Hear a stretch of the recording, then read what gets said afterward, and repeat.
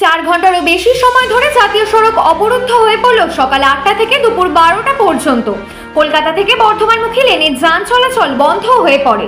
কারণ হিসেবে জানা যায়, জাতীয় সড়কে সম্প্রসারণের জন্য বিভিন্ন জায়গায় রাস্তার ধারে বা রাস্তার মাঝখানে বড় বড় গর্ত তৈরি হওয়ার কারণে সেই গর্তে বিভিন্ন গাড়ি আটকে পড়ছে এবং গাড়ির গতিবেগ কমে যাচ্ছে, আর সেই কারণেই এই অবস্থা তৈরি হয়।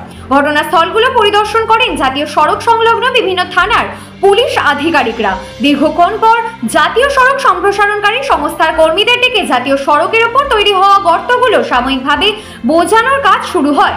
এরপর যান চলাচল স্বাভাবিক করার চেষ্টাও করা হয়। আর এই স্তব্ধ হয়ে যাওয়া যান চলাচলের মধ্যেই পড়েন বর্ধমান মেডিকেল কলেজের এক ডাক্তারবাবু। তিনি জানান, তিনি একজন শিশু বিশেষজ্ঞ, অতএব বর্ধমান মেডিকেল কলেজে বহু শিশু রোগী তার জন্য অপেক্ষা করে আছে। স্বাভাবিকভাবেই তিনি একটা অস্বস্তির মধ্যে পড়েছেন।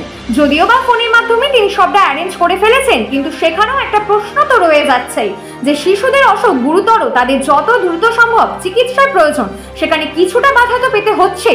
জানকুনি থেকে সুদীপ ভট্টাচার্যের রিপোর্ট, বেঙ্গল নিউজ এক্সপ্রেস।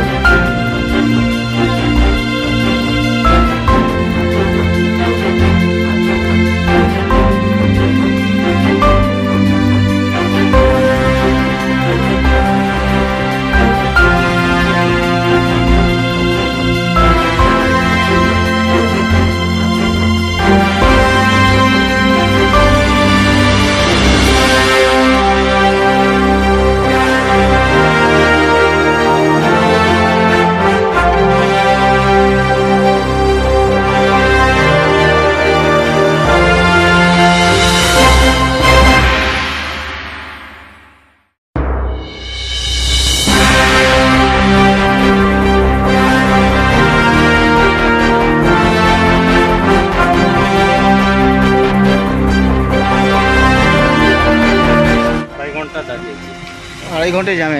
কোথা থেকে আসছেন, কোথায় যাবেন? আমি আসছি বাগুইহাটি থেকে, যাবো বর্ধমান মেডিকেল কলেজ। জাতীয় সড়কে যে আটকে পড়লেন, কি বলবেন বিষয়টা? বলবো তো, অনেকদিন পরই আটকে পড়লাম, কিন্তু এটা কেন আটকে পড়েছি এখন তো বুঝতে পারছি না।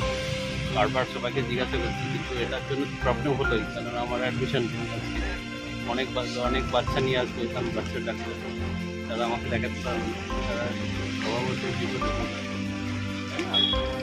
তো বারবার, যদিও আমি ফোন করে সব অ্যারেঞ্জ করে ফেলেছি ডিপার্টমেন্ট, আমার সিনিয়র যারা আছে, অন্য সিনিয়র কলিগ যারা আছে, তারা ব্যাপারটা টেক ওভার করবে। তো আমার যে পেশেন্টগুলো অলরেডি ভর্তি আছে তাদের কিছু হয়রানি হচ্ছে।